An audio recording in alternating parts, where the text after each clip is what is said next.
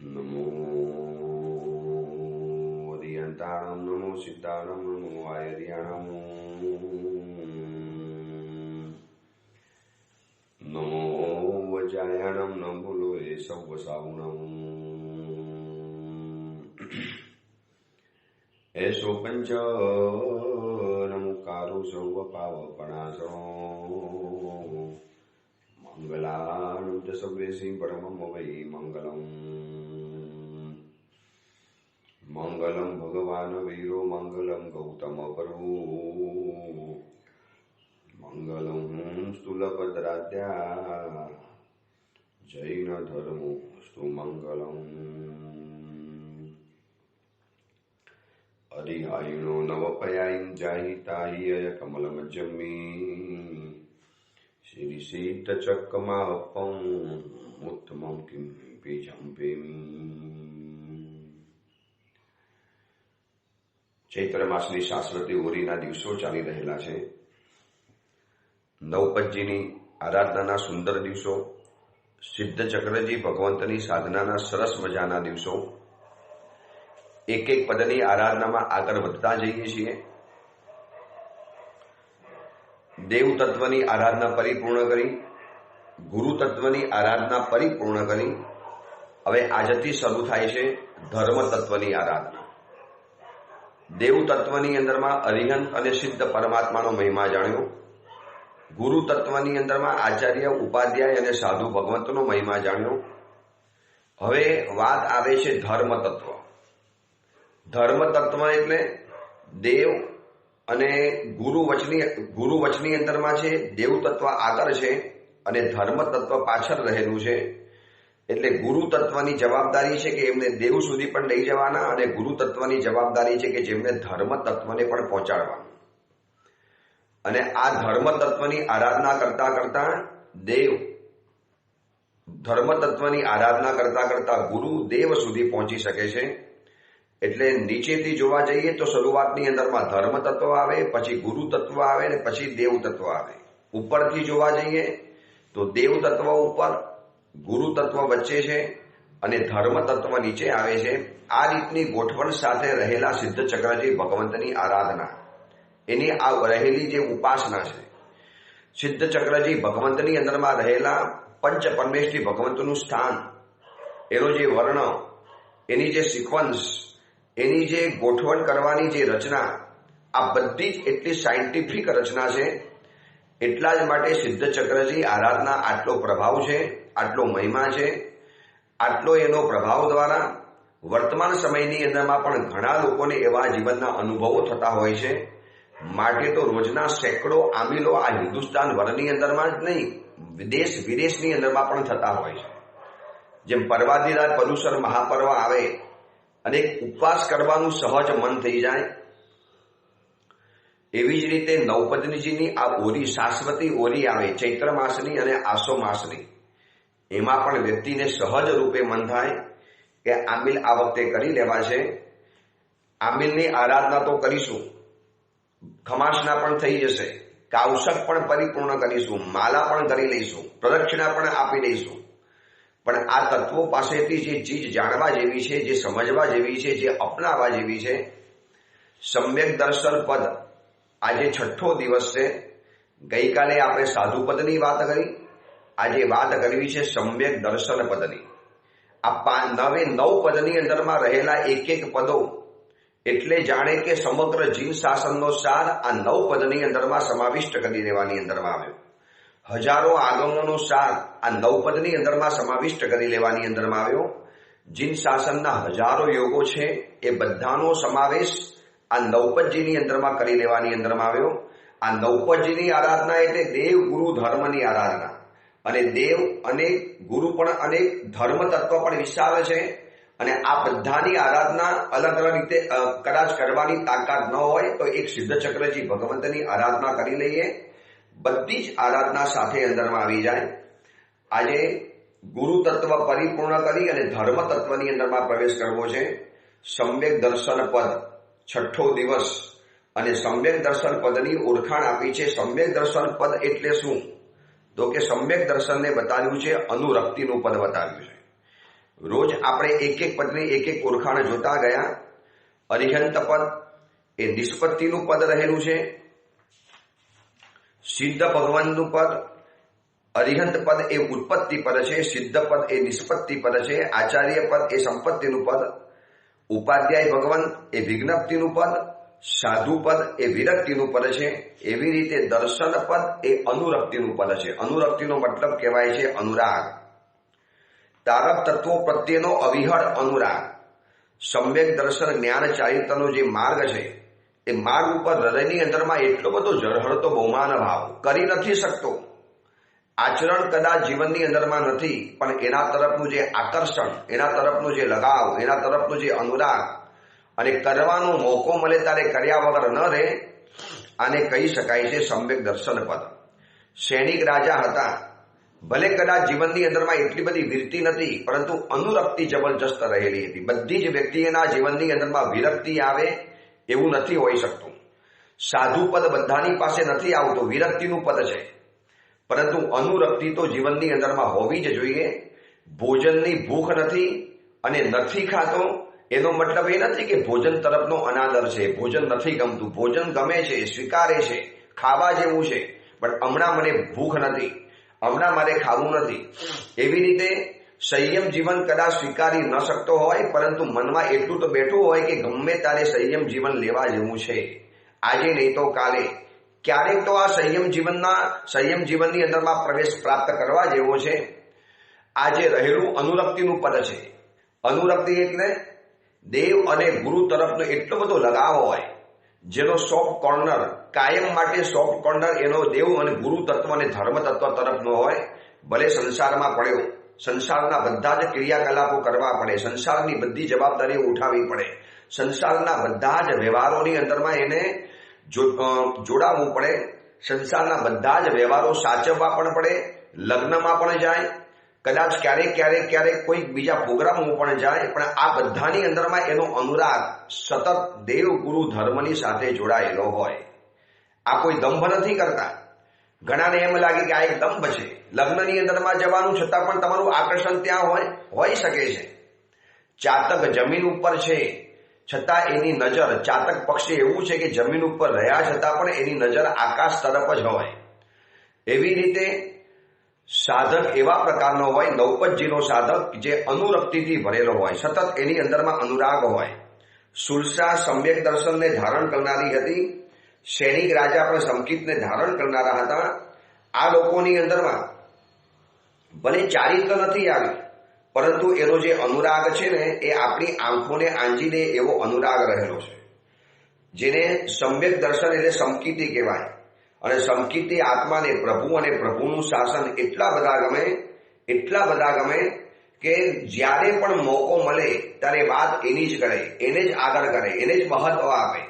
એના તરફ તો એનો સોફ્ટ કોર્નર હોય, પક્ષપાત રહેલો હોય, એના તરફ એ ઢળેલો હોય. આને કહેવાય છે અનુરક્તિનું પદ છે. આચરણ બધાની પાસે હોઈ શકે એવું કદાચ નથી બનતું, કારણ કે આચરણ એક અલગ વાત રહેલી છે, એ સત્વને બંધાયેલું છે. ન હોઈ શકે આચરણ. કદાચ બધાની પાસે રાત્રિ ભોજન ત્યાગ કરવાની તાકાત નથી હોતી. મારી અંદરમાં અનુરક્તિ પદ છે, એટલે કે સમ્યક દર્શન મારી અંદરમાં છે, એ ખબર કેવી રીતે પડે? કારણ કે આ સમ્યક દર્શન એવું તાકાતવાળું છે, એવું પ્રભાવી છે કે એક સેકન્ડ માટે પણ જો સ્પર્શી જાય તો અર્ધ પૂતગલ પરાવર્તનો સંસારને ખતમ કરી નાખે. પૂતગલ પરાવર્ત એટલે કોઈ પણ એક ચીજ છે એની અંદરમાં અસંખ્ય પૂતગલો રહેલા છે. હવે એ બધા જ પૂતગલોને માત્ર એક જ વસ્તુ કહું છું, આખા સંસારની અંદરમાં કોઈ પણ એક વસ્તુ પકડો, ઘડિયાળ, મોબાઈલ, કોમ્પ્યુટર, કોઈ પણ એક ચીજ, ઘરની અંદરમાં રહેલો વાસણ, એમાંથી એક તપેલીમાંથી ખાલી એક નાનકડી તપેલી પકડો અને એની અંદરમાં રહેલા જે અસંખ્ય પૂતગલો છે એ બધાને ઔદારિક શરીર રૂપે લેવાના. એમાંથી શરીર બનાવવાનું અને શરીર દ્વારા આયુષ્ય પરિપૂર્ણ કરવાનું. અને એવા તપેલીની અંદરમાં રહેલા જે પૂતગલોના કારણે પણ એને સેંકડો ભવો કરવા પડે.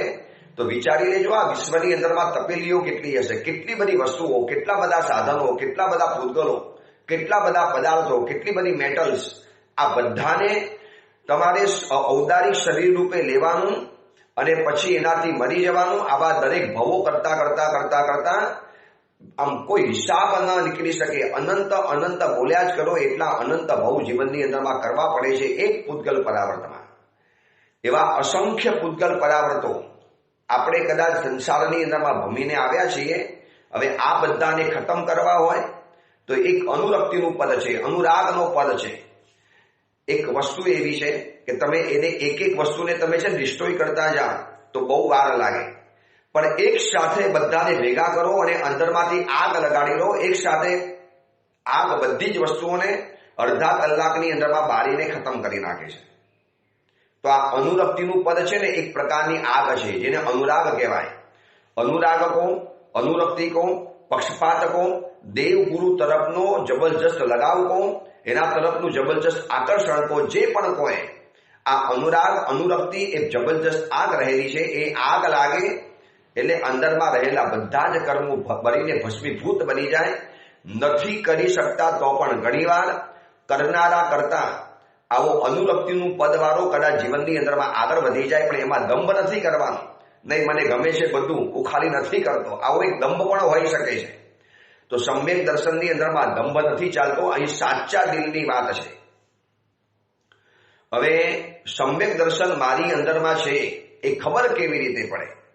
તો કે રાત્રિ ભોજન કરવા માટે બેઠો હોય, ન કરવું જોઈએ આવું એના મગજની અંદરમાં બેઠેલું હોય, અને કોઈક વ્યક્તિ આવીને કે ભલા આદમી ऐसे पर्व के दिनों में रात्रि भोजन कर रहे हो, नहीं करना चाहिए. એ પર્વ કે દિને અને અનુરક્તિના પદવાળાનો જવાબ શું હોય? જવાબ આપે એની પહેલા આંખો એની ભીની થઈ જાય. દોસ્ત તારી વાત બહુ સાચી છે, તે મને આજે કહેવા માટે આવ્યો, ખરેખર મને ગમ્યું, આવું તું મને કહેતો રહેજે તો મારી અંદરમાં જાગૃતિ આવશે. પણ દોસ્ત ક્યાં કરું? તું મારી મજબૂરી જાણે છે, મારી કન્ડિશન જાણે છે, મારી હાલત જાણે છે, તું મારી મર્યાદા પણ જાણે છે. નથી કરવા જેવું છતાં પણ કરવું પડે છે. રીતસર આંખમાંથી આંસુ પાડીને ગદગદ સ્વરે પછતાવાની સાથે પોતાની ભૂલની કબૂલાત કરે. આ અનુરક્તિ પદવાળો કરી શકે. હવે જેની અંદરમાં અનુરક્તિનું પદ નથી એ કહી દેશે मैं अकेला रात्रि भोजन करता हूं, पूरी दुनिया करती है, सब जाएंगे नरक में. अगर मैं ही नरक में जाने वाला हूं तो सब नरक में जाएंगे. समझो तो सही यार, प्रैक्टिकल बात करो, कैसे संभव हो सकता है? આ પોતાના પાપનો બચાવ એ અનુરક્તિનું પદ નથી, પણ પાપ ઉપરનો પસ્તાવો એ અનુરક્તિનું પદ છે. તમે એને દોષનું દર્શન કરાવો, આપણે એને બતાવીએ કે આ ખોટું છે, અને એક સેકન્ડની અંદરમાં એ વાત અને એ ઝાડકે સ્વીકારવા તૈયાર થઈ જાય. આ કહેવાય છે અનુરક્તિનું પદ છે. એ બચાવ નહીં કરે, પોતાના પાપની અંદરમાં પોતાને છટકવાનો મોકો નહીં આપે. એ કબૂલશે, બે કાન પકડીને કબૂલ કરશે કે હા ન કરવા જેવું છે છતાં પણ કરું છું. બસ આ અનુરક્તિનું પદ છે. એટલો સરળ, એટલો સહજ. અને આજે અનુરક્તિ છે, આવતીકાલે મોકો મળશે એટલે ગમે તારે આ ચીજ એનાથી છૂટી જવાની. સમ્યક દર્શન એટલે છે ને એને દોષો ખૂંચે, એને દોષો ખડકે. જે વ્યક્તિને પગમાં કાંટો ખડકે છે એ વ્યક્તિ ગમે તારે કાંટો કાઢશે, પણ જેને કાંટો લાગ્યો છે એ ખબર જ નથી, વાત સ્વીકારવા તૈયાર નથી, એ કાંટો એને ખૂંચતો જ નથી, એનો ડંખ નથી, એનું દર્દ નથી, એની વેદના નથી, એનો પીડા નથી, એનો ખડકો નથી, તો એ વ્યક્તિ એ કાંટાને ક્યારેય પણ નહીં કાઢે. એ જ વાત આપણા દોષો માટે પણ લાગુ પડે છે. કેમ સમ્યક દર્શનનો આટલો બધો મહિમા બતાવી દીધો? વંદિતુ સૂત્રની અંદરમાં રોજ બોલીએ છીએ, અપોષી હોય બંધો જીર્ણ દિંધન દસમ પુણહી, સંવદિઠ્ઠી જીવો જૈવી હું પાવમ સમાય રે કિંચી. જોજો આ છે ને રેફરન્સ જાણવા જેવો છે.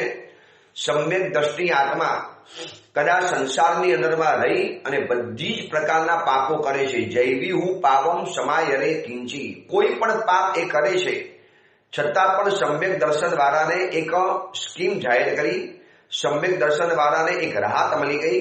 અપોષી હોય બંધો, આ શબ્દ બહુ મહત્વનો છે. એને અલ્પ માત્રામાં કર્મનો બંધ થાય. કેમ ભાઈ એવું? એના માટે એવો પક્ષપાત કેવો?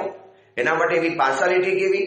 મિથ્યાત્વી વ્યક્તિ એનું એ જ પાપ કરે, 4 ગણું ફળ મળે, અને સમ્યક દર્શન વાળો આત્મા એ જ પાપ કરે, એના જેવું જ એનું જેટલું જ પાપ કરે છતાં પણ એને અલ્પ માત્રામાં બંધ કેમ? એવો કોણ વીઆઈપી રહેલો છે? સમ્યક દર્શન વાળો આત્મા વીઆઈપી નથી, પરંતુ પાપ કરતા કરતા એની આંખમાંથી રીતસર આંસુ પડતા હોય, પછતાવાનો પાર ન હોય, વિષય કશાયનું સેવન થઈ પણ જતું હોય, પણ થયા પછી અંદરમાંથી ઘોર પારાવાર પસ્તાવો હોય, કાં કર લિયા, નહીં કરના चाहिए, ધન્ય હે મુનિ ભગવાન કો, ધન્ય હે સિદ્ધ ભગવાન કો. આવા બધા છે ને અનુમોદનાના કામ કરતા જાય. પાપ કરતા કરતા પણ એ પાપની સાથે ભર્યો નથી. શરીરથી પાપ કરે છે પરંતુ મનથી એ પોતાની જાતને અલગ રાખે છે. આ બહુ કપરી કન્ડિશન છે. દંભનું સેવન આની અંદરમાં શક્ય બની શકે છે. ઘણા કહેનારા કહી શકે છે કેરી પણ ખાઉં છું, ફ્રૂટ પણ ખાઉં છું, બધા જલસા કરું છું, પરંતુ એ બધું શરીર ખાય છે, મન મારું નથી કરતું, તો આત્માથી અલિપ્ત રહેલો છું. મારો આત્મા અંદરમાં લેપાતો નથી. એ પૂતગલને ખાય છે, એમાં મારા આત્માને કોઈ લેવા દેવા નથી. આ નકરો દંભ રહેલો છે. જે વ્યક્તિને ખરેખર ખટકતું હોય, કદાચ શરૂઆતની અંદરમાં 1-2 વર્ષ કરશે, પછી એ છોડી દેશે સર્વથા અંશે. એની સામે જોવા પણ તૈયાર નહીં થાય. એ વસ્તુને ક્યારે અપનાવવા કે વસ્તુનું ક્યારે આચરણ કરવા પણ તૈયાર નહીં થાય. કેમ? આપણે એને પૂછીએ, ભાઈ તને આ તો પહેલા કરવું બહુ ગમતું હતું, તું એના માટે લાલાયિત પણ રહેતો હતો. ભાઈ હતું, એવું સત્વ નહોતું જાણ્યું. ત્યારે એવી મારી પાસે પરિસ્થિતિ પણ નથી. હવે પરિસ્થિતિ આવી છે એટલે હવે આ તો બિલકુલ જ નહીં. એવા પ્રકારનો બિઝનેસ હોય, એવા પ્રકારની જોબ હોય કે રાત્રિ ભોજન કરવું પડે છે.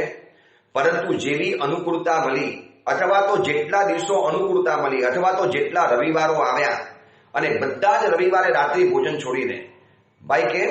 દેખો, સોમથી શનિ તો મારે કરવું પડે છે, મારો બિઝનેસ છે, મારી જોબ રહેલી છે. રવિવારે મારી જોબ નથી, એટલે રવિવારે હું રાત્રિ ભોજન નથી કરતો. આ કહેવાય છે સમ્યક દર્શન પદનો સ્પર્શ કહેવાય છે. જેટલા અંશે જ્યાં જ્યાં અનુકૂળતા મળે અને તરત જ ધર્મ કરવાનું સેવન શરૂ થઈ જાય, દોષોથી બહાર નીકળવાનું મન થઈ જાય, આને કહેવાય છે સમ્યક દર્શન પદનો સ્પર્શ કહેવાય છે. આને જ કહેવાય છે અનુરક્તિનું પદ છે. એટલો બધો લગાવ હોય ધર્મ કરવાનો. જ્યાં મોકો મળ્યો, જ્યાં અવસર મળ્યો, જ્યાં તક મળી, જ્યાં ચાન્સ મળ્યો, અને કરવા માટે સદૈવ તત્પર હોય. વહેલી સવારે નીકળી જવાનું હોય, પરમાત્માની પૂજા શક્ય ન બનતી હોય, પરંતુ જ્યારે નથી જવાનું, જ્યારે હવે એ પ્રસંગ આજે નથી, આજે છુટ્ટી છે, પછી એમ ન વિચારે અરે ભાઈ રોજ નથી કરતા, હવે આજે તો શાંતિથી સુવાનું, આજે તો રવિવારનો દિવસ છે. એ રવિવારે કરવાનો મોકો મળ્યો અને તરત જ ઉઠીને પરમાત્માની પૂજા કરવા પહોંચી જાય, અથવા તો કોઈ પણ કામ ધર્મ કાર્ય કરવા પહોંચી જાય, તો માની લેવું પડે કે એની અંદરમાં અનુરક્તિનું પદ રહેલું છે. આ આપણી જાતે નક્કી કરવાનું છે. કોઈ દંભ વગર, કોઈ પણ જાતની માયા કપડ વગર, બહુ વ્યવસ્થિત મધ્યસ્થતાપૂર્વક આપણી જાતને પૂછવાનું છે કે મારી અંદરમાં અનુરક્તિનું પદ છે.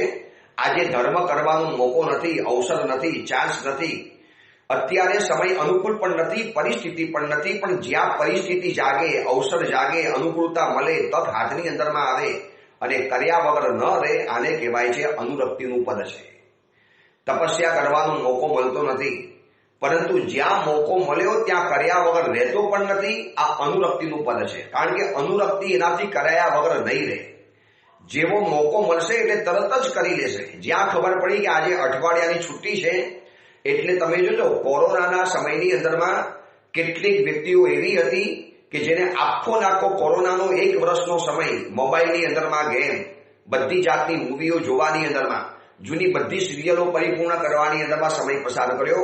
અને કોરોનાના સમયની અંદરમાં એવા પણ યુવાનો, એવી પણ યુવતીઓ, એવા પણ બાળકો, એવા પણ ફેમિલીઓ જોયા કે ભાઈ જોબના સમયમાં પ્રતિક્રમણ કરવા માટે નથી મળતું, હવે તો લોકડાઉન છે, કશું જ નથી કરવાનું, ઘરમાંથી બહાર જ નથી જવાનું. કેટલી વ્યક્તિઓએ ઘરમાં એકાસના કર્યા, સામાયિક કર્યા, ગાથાઓ ગોખી નાખી. કેટલાય દિવસોથી જે રિવિઝન કરવા નતું મળતું એ રિવિઝન કરી દીધું. કેટલાય સ્તવનો ગોખી નાખ્યા, સજ્જાઓ ગોખી નાખી.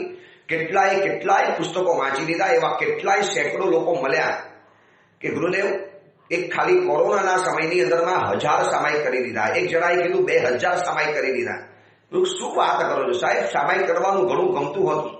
કટાશું પાથરીને બેસીએ, લાગે કે જાણે કે સિદ્ધ શિલા ઉપર બેઠેલા છીએ. આખો પરિવાર, ગુરુદેવ ઘરની અંદરમાં કોઈ જ કામ હતું નહીં. સાવિકા, 2 દીકરા અથવા તો 2 દીકરી, દીકરો અથવા તો દીકરી અને સાહેબ, 4 જણા સામાયિક લઈને બેસી જતા હતા. ધર્મ ચર્ચા કરતા હતા, પ્રવચનોનું શ્રવણ કરતા હતા, પુસ્તકોનું વાંચન કરતા હતા. ગુરુદેવ આ સમય ક્યાંથી મળવાનો, આવો મોકો ક્યાંથી મળવાનો?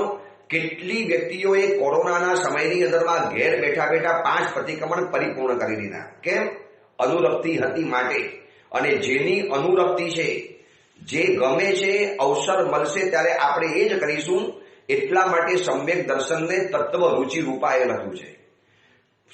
સિદ્ધ ચક્રજી પૂજનની અંદરમાં જે શબ્દ આવે છે તત્વ રૂચિ રૂપાય શ્રી સમ્યક દર્શનાય નમઃ. રૂચિ એટલે અંદરનો લગાવ.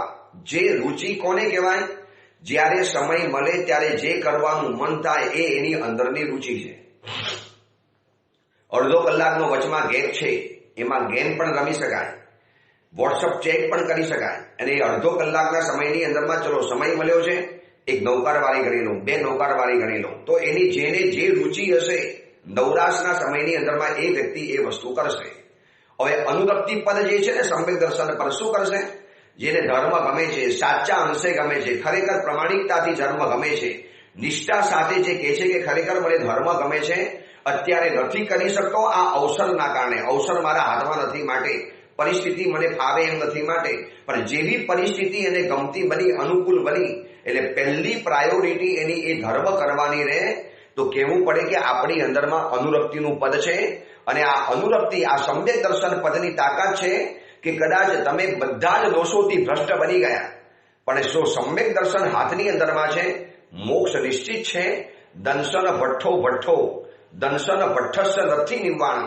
એકવાર ચારિત્ર વગરનાને મોક્ષ મળી શકે છે, પણ દર્શનથી જે ભ્રષ્ટ બને, દંશન ભઠ્ઠો, દર્શનથી જે ભ્રષ્ટ બની ગયો, સમ્યક દર્શન જીવનમાંથી ચાલી ગયું, જેને ધર્મ તરફનો સોફ્ટ કોર્નર, પક્ષપાત, અનુરાગ, આકર્ષણ, લગાવ, ખેંચાણ, એ આજે એક જાતની અનુરક્તિ આ જો ચાલી ગઈ તો માની લેવાનું કે આપણો ઉદ્ધાર થતો રહી ગયો. નહીં થઈ શકે ઉદ્ધાર. અનુરક્તિ તો ઉભી રાખો, નથી કરવા મળતું, એનો વેદના, એનો ડંખ, એનો દર્દ. ક્યારેક પરમાત્માને કહો પ્રભુ એવો અવસર આપો ને, રોજ અષ્ટપ્રકારની પૂજા કરું. પ્રભુ ક્યારેક એવી બિઝનેસની પોલિસી હાથમાં આપી દો ને, બંને ટાઈમ પ્રતિક્રમણ કરું. પ્રભુ ક્યારેક એવો સમય તો આપો જ્યાં મારે ધર્મ કરવાની બધી જ મોકોની, બધા જ તક મળે, અનુકૂળતા ઉભી થાય. આ છે ને હૃદયની અંદરમાં રહેલી તીવ્ર ઝંખના છે, અને ઝંખના જેની પાસે હોય એને કુદરત અનુકૂળતા કરી આપે છે. આ અનુરક્તિનું પદ રહેલું છે. સમ્યક દર્શન બહુ વિશિષ્ટ છે. એનો સ્પર્શ થતાની સાથે માત્ર અંતર્મુહૂર્ત આવીને ભલે ચાલી ગયું, અંતર્મુહૂર્ત માટે અરે કાચી સેકન્ડ માટે સ્પર્શી ગયું, તો પણ અર્ધ પૂતગલ પરાવર્તમાં મારો તમારો સંસાર સુનિશ્ચિત બની જવાનો. અસંખ્ય પૂતગલ પરાવર્ત ભૂલી જવાના. એક પૂતગલ પરાવર્તમાં પણ માત્ર અર્ધ પૂતગલ પરાવર્ત રહ્યું. વિચારજો શું સમ્યક દર્શનની તાકાત છે. અનુરાગની આગ લાગી એટલે સકલ કર્મના કચરાના ઢેરના ઢેર સાફ થઈ ગયા. આ અનુરક્તિ પદની તાકાત રહેલી છે. હવે આવું સમ્યક દર્શન પદ ન હોય તો શું થાય? આપણે વિચારીએ છીએ રોજ એક પદની વિશેષતા, અને માનો આ પદ નથી આ સંસારની અંદરમાં પાણી જ નથી, હવા જ નથી, વરસાદ જ નથી, સૂર્ય નથી, ચંદ્ર નથી, તો શું થાય? ખાલી કલ્પના કરી લેજો. વિચારો આપણને ખાલી હાથ નથી, 2 હાથ નથી, પગ છે, 2 આંખ છે, 2 કાન છે. શરીરમાં કુદરતે આપણને હાથ આપવાનું ભૂલી ગયા, 2 હાથ નથી આપ્યા. ખાલી કલ્પના કરો 2 હાથ વગર કેવી રીતે થઈ શકે? પુસ્તક કેવી રીતે ખોલી શકાય? કેવી રીતે પરીક્ષાની અંદરમાં લખી શકાય? એક્ઝામ પાસ કેવી રીતે કરી શકાય? લખવા અને કેવી રીતે જમી શકાય? કપડાં કેવી રીતે પહેરી શકાય? ચશ્મા કેવી રીતે પહેરાય? મોબાઈલ કેવી રીતે ચલાવાય? માત્ર એક હાથ જાય એટલે કેટલો એ હાથનો અભાવ આપણને ખબર પડે કે હાથ કેટલા કિંમતી છે અને કેટલા જરૂરી છે. પછી ભોજન કેવી રીતે કરવાનું, સ્નાન કેવી રીતે કરવાનું, વસ્ત્ર કેવી રીતે પહેરવાના, માથાના વાળ કેવી રીતે ઓરવાના, સામેની વ્યક્તિને વાલ કે પ્રેમ કેવી રીતે કરવાનું, મારે લખવાનું કેવી રીતે, મારે વસ્તુઓ ઉપાડવાની કેવી રીતે, મારે મારી બેગ કેવી રીતે ઉપાડવાની. જોજો કેટલી બધી વસ્તુઓ અટકી જાય છે હાથ વગર. એટલે હાથ ન હોય તો શું થાય? એ વિચારતા જઈએ ત્યારે કેટલી પાર વગરની વસ્તુઓ આવે. કારણ કે વસ્તુનો અભાવ એ વસ્તુનું મહત્વ આપણને સમજાવી જતું હોય છે. એવી રીતે સમ્યક દર્શન પદ નથી, માનો નથી, સમ્યક દર્શન પદ નથી. બધા જ પદો છે 9 પદની અંદરમાં, પરંતુ સમ્યક દર્શન પદ નથી. તો શું થાય? તો સમ્યક દર્શન પદ જો ન હોત તો આ જીન શાસન, આ 9 પદ, આ બધી જ સાધનાઓ નિષ્પ્રાણ બની ગઈ હોત, પ્રાણ વગરનું શરીર બની ગયું હોત. હવે એક વ્યક્તિ સૂતો છે, એની આંખ સુંદર મજાની છે, શરીર સરસ મજાનું છે, અને આમ લાગે કે ખાલી વ્યક્તિ સૂતો છે, છતાં પણ એક વ્યક્તિ બાજુની અંદરમાં રડે છે, ભાઈ કેમ રડો છો? ભાઈ ગયા, આ વ્યક્તિ શાંત હો ગયા, એ વ્યક્તિ ચલા ગયા. અરે ક્યાં ચાલી ગયો? છે તો અહીં આ રહ્યો, તમારી સામે દેખાય છે ને. ભાઈ નથી ગયો એ, પણ ક્યાં ગયો? આ બેઠો છે ને સામે. તો આપણે કહીશું ભાઈ એ છે, પણ એની અંદરમાંથી પ્રાણ ચાલ્યો ગયો. હવે પ્રાણ ચાલી ગયા પછી આંખ શું કરવાની, હાથ શું કરવાના, પગ શું કરવાના, વસ્ત્ર શું કરવાના, એ સૂતેલો હોય તો પણ શું કરવાનું? હવે ક્યારે પણ નહીં જાગે, નિષ્પ્રાણ બની ગયો છે, નિશ્ચેતન બની ગયો છે, એના શરીરમાંથી પ્રાણ ચાલી ગયો છે. પ્રાણ ચાલી ગયા પછી સારામાં સારા શરીરની કિંમત નથી થતી. એવી રીતે સમ્યક દર્શન ગયા પછી ગમે એટલું સાધુ પદ હોય, ગમે એટલું ઉચ્ચ પદવી પ્રાપ્ત કરી હોય, સમ્યક દર્શન ગયા પછી નીચેના પદો ગમે એટલા પાવરફુલ હોય, પરંતુ એ બધા જ નિષ્પ્રાણ પદ કહી શકાય છે. અરિહંત પદ ન હોય તો આપણે જેમ વિચાર્યું ને, એક એક પદની સાથે જોડાયેલી એક એક વાતો, કે માનો આ પદ નથી, આપણે નીચેથી જોતા ગયા કે સાધુ પદ નથી તો સમગ્ર જીન શાસન નિરાધાર છે. ઉપાધ્યાય પદ નથી તો બધા જ તત્વો નિર્જ્ઞાત રહેલા છે. આચાર્ય પદ નથી તો બધા જ પદો નિરનુબંધ હોઈ શકે. સિદ્ધ પદ નથી તો બધી જ વસ્તુઓ નિરર્થક, નિષ્ફળ અને નિષ્પ્રયોજન હોઈ શકે. એવી રીતે અરિહંત પદમાત્મા નથી તો આ બધી જ વસ્તુ નિરુત્પન્ન બની શકે છે. એની જેમ આ સમ્યક દર્શન પદ માનું નથી. નવપદની અંદરમાં બધા જ પદો મૂકવાની અંદરમાં આવ્યા, સમ્યક દર્શન પદ મૂકવાની અંદરમાં ના આવે. આ સમ્યક દર્શન પદને એની સાથે જોડવાની અંદરમાં ના આવ્યું તો બાકી બધા પદો હોત ખરા, પરંતુ નિષ્પ્રાણ થઈ ગયા હોય. આ બધાની અંદરમાં ચેતના ફૂંકવાનું કામ, પ્રાણ ફૂંકવાનું કામ, આ બધાની અંદરમાં પ્રાણ પૂરવાનું કામ સમ્યક દર્શન કરે છે. સમ્યક દર્શન પદ ન હોય તો પછી સમ્યક દર્શન વગરની વાસ્તવિક કોઈ આરાધના નથી થતી. એટલા માટે દરેક તીર્થંકર પરમાત્માના ભવોની ગણતરી સમ્યક દર્શન પામ્યા પછી જ થાય છે. કોઈ પણ તીર્થંકર ભગવાન તો એમ તો સંસારમાં કેટલું બધું ફર્યા ભગવાન મહાવીર. છેક આદિનાથ ભગવાનના સમયથી એમનો ઉલ્લેખ મળે છે મરીચી તરીકેનો, અને આ બાજુ છેક ભગવાન મહાવીરના ભવની અંદરમાં પરમાત્મા બન્યા. પણ માત્ર 27 ભવનો ઉલ્લેખ કેમ? હવે માત્ર 27 ભવ થોડા થયા છે, અસંખ્ય ભવો થયા છે વચની અંદરમાં, કારણ કે સમય કેટલો મોટો ગયેલો છે. તો આ બધા સમયની અંદરમાં એની પહેલાના પણ ભગવાન કેટલા ભવો સંસારની અંદરમાં રખડ્યા હશે, ભર્યા હશે, પરંતુ એ બધા જ પદોને ગણતરીમાં નથી લેવાતા. ક્યારે ગણતરીમાં લેવાય છે? જ્યારે સમ્યક દર્શન પામે છે ત્યારે. સમકિત પામે જીવને ભવ ગણતી એ ગણાય, જો વળી સંસારે ભમે તો પણ મુક્તે જાય. એટલો મજાનો ઉલ્લેખ બતાવ્યો છે. એકવાર સમ્યક દર્શન પામ્યા પછી આપણા ભવોની ગણતરીમાં ગણાય છે. જો વળી સંસારે ભમે, માનો કોઈક એવી ભૂલ થઈ ગઈ અને ફરીવાર સંસારની અંદરમાં રખડ્યો તો પણ મુક્તે જાય. સમ્યક દર્શન એક વખત જે પામી ગયો છે એને તો રૂમની અંદરમાં જઈને નાચવાનું, એને તો રૂમની અંદરમાં જઈ અને મન મૂકીને કૂદવાનું છે કે આજે નહીં તો કાલે મારું તો મોક્ષ અવશ્ય મેવ થવાનું છે, ભલે આજે નથી થવાનું, પણ સમ્યક દર્શન એકવાર પામી ગયો છું એટલે આ સમ્યક દર્શનના પ્રભાવે આજે નહીં તો કાલે ગમે ત્યારે મારો મોક્ષ સુનિશ્ચિત રહેલો છે. બસ આ સમ્યક દર્શનની તાકાત છે. ભલભલી સાધનાઓને પ્રાણવંતી બનાવીને, ચેતનવંતી બનાવીને એમાં પ્રાણ ફૂંકવાનું કામ કરે. અને આ સમ્યક દર્શન પદ નથી તો કરેલી આરાધનાનું એટલું ફળ નહીં મળે. એમ લખ્યું છે કે સંકિતી આત્માની નૌકારસી અને મિથ્યાત્વી આત્માનું માસક સમણ, તો બંને સામ સામે મૂકો તો સંકિતીની નૌકારસી ચડી જાય છે. મિથ્યાત્વીના માસક સમણને એટલા માર્ક્સ નથી મળતા. કેમ? કારણ કે સાધના એની નિષ્પ્રાણ છે. અંદરમાં સમ્યક દર્શન નથી, એની અંદરમાં પ્રભુનો સ્વીકાર નથી, એને પ્રભુના તત્વોની વાતોનો સ્વીકાર નથી. આચરણ બધું જ છે, પણ જો સ્વીકાર નથી, તમારી પાસે આકર્ષણ નથી, અને આકર્ષણ વગરનું આચરણ કોઈ કહેતા કોઈ કામ ન લાગે. સમ્યક દર્શન એટલું ઝરહતું પદ રહેલું છે કે અરિહંત, સિદ્ધ, આચાર્ય, ઉપાધ્યાય, સાધુ એના વગર સંભવી જ ન શકે. એવી રીતે સમ્યક દર્શન વગરનું જ્ઞાન એ અજ્ઞાન છે, માત્ર માહિતીનો ખજાનો છે. સમ્યક દર્શન વગરનું ચારિત્ર એ માત્ર ધવ્ય ચારિત્ર છે, અને સમ્યક દર્શન વગરનો તપ એ માત્ર છે ને દૈહિક કષ્ટ બની જશે. આરાધના બધી જ કરશે, પરંતુ અંદરમાંથી કોઈ ઉછારો નહીં હોય. અંદરમાંથી પરમાત્માએ કહેલું છે આવો અંદરમાંથી ભાવ પેદા નહીં થાય.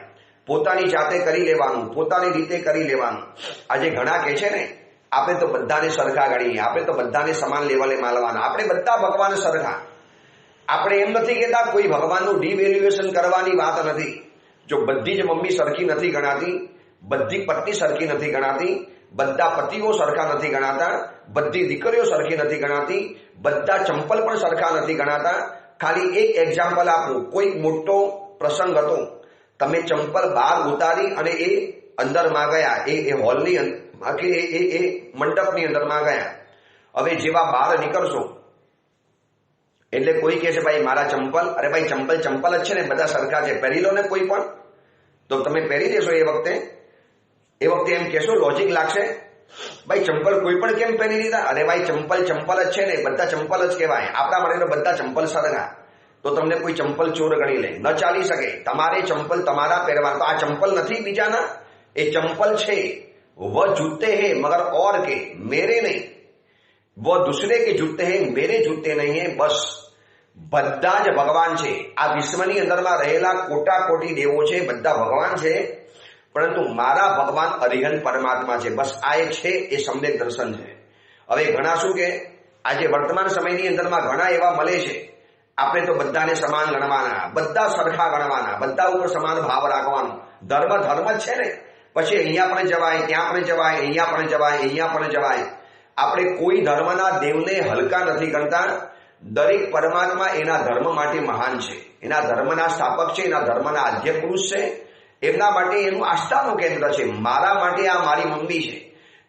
માનો એક બિલ્ડિંગની અંદરમાં 10 ફ્લેટ છે અને 10 ફ્લેટોની અંદરમાં 10 મમ્મી છે. હવે બાળક કોઈ પણ મકાનમાં ઘૂસી જઈ અને કોઈ પણ મમ્મીને મમ્મી કહેવા માટે માંડે તો ચાલે?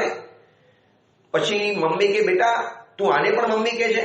દેખો મમ્મી મમ્મી બધી મમ્મી જ કહેવાય ને, બધી સરખી મમ્મી મારા માટે. તો જો બધા ભગવાન સરખા ગણાતા હોય, બધા ધર્મ સરખા ગણાતા હોય, બધા અનુષ્ઠાન સરખા ગણાતા હોય, તો પછી આપણે કરો બધા મોબાઈલ સરખા. કોઈ પણ મોબાઈલ ઉઠાવી લેવાનો. કોઈ તમને મોબાઈલનો ઉઠાવગીર ગણી લે, ચોર ગણી લે, એ કિસકા મોબાઈલ ઉઠાયા? અરે ભૈયા મોબાઈલ મતલબ મોબાઈલ है, તું तेरा ले मेरा ले, एक ही मोबाइल है ने. ન ચાલી શકે. પોતાનો મોબાઈલ એ પોતાનો, તો પછી શું ઓલો મોબાઈલ નથી? છે પણ એ એનો મોબાઈલ છે. શું પેલી મમ્મી નથી? છે પણ એ એની મમ્મી છે. શું પેલા ભાઈ નથી? છે પણ એનો ભાઈ છે. શું એ પત્ની નથી? છે પરંતુ એની પત્ની છે, મારી પત્ની નથી. 10 પત્ની ઊભી હોય તો એમને કહી શકાય બધી પત્ની સરખી, આપણે તો કોઈ પણ ચાલે, કોઈ મૂરખ ગણીને. એવી રીતે બધા ધર્મ દુનિયામાં છે, પણ મારો ધર્મ એ મારો ધર્મ છે. અરિહંતો મહાદેવો જાવત જીવમ સુસાહુનો ગુરુનો જીન પન્નતમ તત્તમ ય સંમતમ ભે ગયમ. મારું સમ્યક્ત્વ મારા ગુરુને મારા ગુરુ મનાવશે, મારા ધર્મને મારો ધર્મ મનાવશે, મારા દેવને મારા દેવ મનાવશે. આ સમ્યક દર્શન રહેલા છે. એવું પણ નહીં બોલતા ભૂલી ચૂકી કે બધા ધર્મો સરખા છે, બધા ધર્મો આપણા માટે સમાન રહેલા છે. અરે એ પણ ભગવાન હતા, આ પણ ભગવાન છે. અરે એ પણ મમ્મી હતી, આ પણ મમ્મી છે. લઈ લો મમ્મી કોઈ પણ, એ પણ પત્ની છે, આ પણ પત્ની છે. ઉઠાવો કોઈ પણ પત્ની. એ ગુનો બને છે કોઈની પત્નીને ઉઠાવી જવાનો. ત્યાં તમારી દલીલ ન ચાલી શકે કોર્ટની અંદરમાં. અરે ભાઈ પત્ની પત્ની છે ને, બધી પત્ની સરખી કરી શકાય. બધી પત્ની સરખી નથી, બધા ચંપલ સરખા નથી, બધા મોબાઈલ સરખા નથી, બધા પિતા સરખા નથી, બધા ભાઈ સરખા નથી. તો એવી રીતે બધા ધર્મને પણ આપણે સરખા ન ગણાવી શકાય. કોઈ ધર્મને આપણે અપમાન નથી કરતા, બધા ધર્મ તરફનો આદર.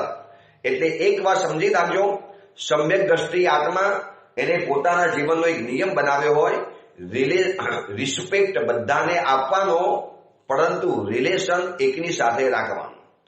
રિસ્પેક્ટ બધાને આપવાનું, બધાને રિસ્પેક્ટ. દરેક ધર્મના ભગવાન, દરેક ધર્મના સ્થાપકો એ મારા માટે રિસ્પેક્ટ છે. બીજી પત્નીનો મને રિસ્પેક્ટ હોય, પણ તમે કહી દો કે ભાઈ મારી પત્ની સાથે મારું રિલેશન હોય, બીજી મમ્મી સાથે આપણો રિસ્પેક્ટ હોય, પરંતુ મારી મમ્મી સાથે મારું રિલેશન છે. એમ બીજા ધર્મ સાથે મારો રિસ્પેક્ટ છે, પરંતુ મારું રિલેશન મારા ધર્મ સાથે જોડાયેલું હોય. આ સમ્યક દર્શન પદ. આ પદ નથી તો બધી જ તત્વો, બધા જ ધર્મની આરાધનાઓ, બધા ક્રિયાકલાપો, બધી આપણી કરેલી આરાધના, દર્શન જ્ઞાન ચારિત્રની આરાધના, ઘોર આરાધના કરી, ઉત્કૃષ્ટમાં ઉત્કૃષ્ટ આરાધના કરી, મહિના 2 મહિનાના ઉપવાસ કરી લીધા, પરંતુ સમ્યક દર્શનનો જો સ્પર્શ નથી, અનુરક્તિ નથી, અંદરમાંથી અનુરાગ નથી, અંદરમાંથી હૃદય તરફનો લગાવ અને ઝુકાવ નથી, તો કદાચ આ આરાધના આપણા માટે નિષ્પ્રાણ બની જાય છે, એ કદાચ ભારરૂપ બની જાય છે. આ સમ્યક દર્શનની તાકાત છે કે અનુરક્તિ અંદરમાંથી પેદા કરતા જાઓ, ખૂબ લગાવ પેદા કરતા જાઓ. વર્તમાન સમયની અંદરમાં આરાધના કરે છે, પરંતુ આરાધના તરફનો જે લગાવ હોવો જોઈએ, આરાધના તરફનો જે અંદરનો અનુરાગ પેદા થવો જોઈએ, આરાધના તરફનો જે મારાપણાનો ભાવ, આ મારા ગુરુ છે, મારો ધર્મ છે, મારું તત્વ છે, મારી વ્યક્તિ રહેલા છે. કેમ સંસારની અંદરમાં આ મારો દીકરો છે, કેમ બીજા દીકરા તરફ, એ દીકરો છે પરંતુ પોતાના દીકરા તરફ કેટલો બધો પ્રેમ ઉભો થઈ જાય. હવે માનો પોતાનો દીકરો બીમાર પડ્યો તો કેવો ધાંધો ભરી જાય, કેવો ડોક્ટર માટે દોડધામ કરી મૂકે. તો પાડોશીનો પણ દીકરો બીમાર પડ્યો છે, ખાલી જઈને પૂછી આવશો, કેમ ભાઈ સારું છે ને, કોઈ કામકાજ હોય તો મને કહેજો. આવું તમે તમારા દીકરા માટે કરી શકીએ આપણે? આપણો દીકરો બીમાર પડ્યો, કેવા દોડધામ કરતા થઈ જઈએ. રાતના 12 વાગ્યા હોય તો પણ આપણે બધાને ફોન કરીને જગાડી લઈએ. કેમ? મારો દીકરો છે, બસ આ એક લગાવ. એમ મારો ધર્મ, મારું તીર્થ, મારા ગુરુ, મારા મહાત્મા, મારું આચરણ, બસ આ એક મારાપણાનો ભાવ વર્તમાન સમયની અંદરમાં ઉભો કરવો પડશે. પરંતુ આ બુદ્ધિના જમાનાની અંદરમાં મારું શત્રુંજય તીર્થ છે, મારું અંતરીશી તીર્થ છે, મારા ગુરુ ભગવાન છે, એમની ઉપર કોઈ પણ તકલીફ પડે હું કાયમ માટે ઉભો રહી જવાનો છું. પણ શું થયું ખબર છે? સમ્યક દર્શન પદનો એક અડધો અર્થ કેવો થઈ ગયો?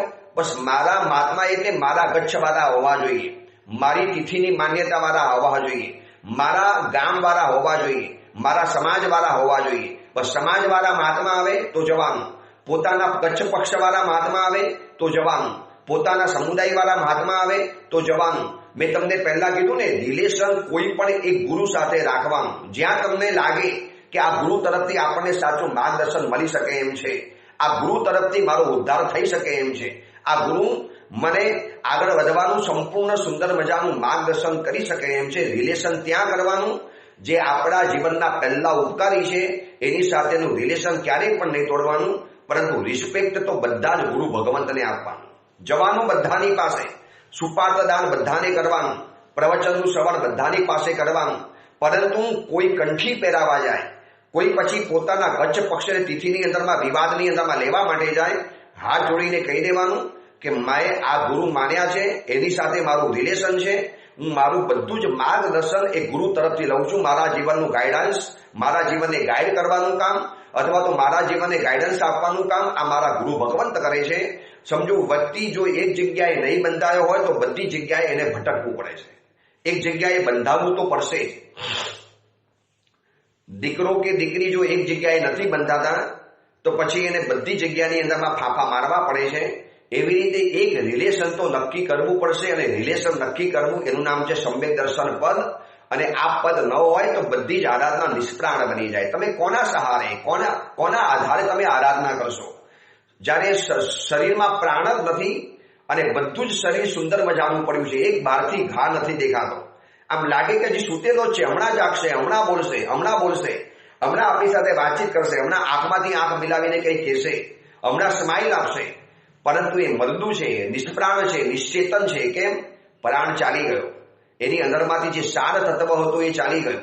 એમ ઘણા લોકોનો ધર્મ જોઈને આપણને લાગે કે શું ધર્મ કરે છે, શું આરાધના કરે છે, શું તીર્થોની યાત્રા કરે છે, પરંતુ એની અંદરમાં સમ્યક દર્શન પદ ગાયબ છે. એને બધા મહાત્મા મારા મહાત્મા નથી લાગતા.